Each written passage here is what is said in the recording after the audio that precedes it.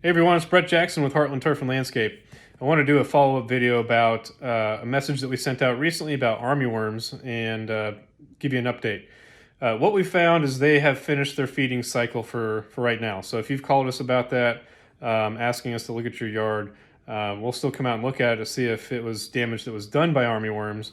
But they have finished doing their damage for now, and there's really no point in treating at this moment.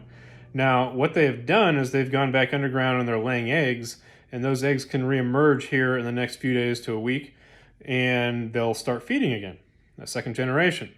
Now, the thing is, they don't really do a ton of damage when they're smaller caterpillars. Most of the damage they do in a yard is going to be towards the end of a 2 to 3 week feeding period. So that's why what we see is a lot of yards go from pretty much looking healthy to wiped out in a matter of a couple days. It's because they just do they do a lot of damage in the last 3 or 4 days of feeding before they get ready to lay eggs.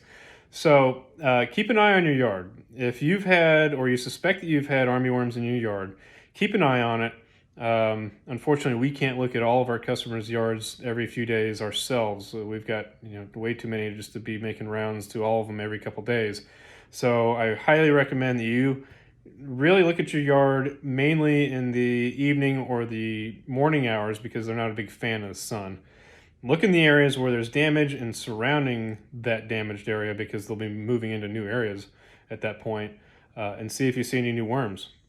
And if you do, and you catch them early enough, then we can treat for them and wipe them out before they really do any significant damage to the yard. So if you have any questions about this, or if you need help treating them, give us a call. We'd be glad to hear from you. Thanks so much.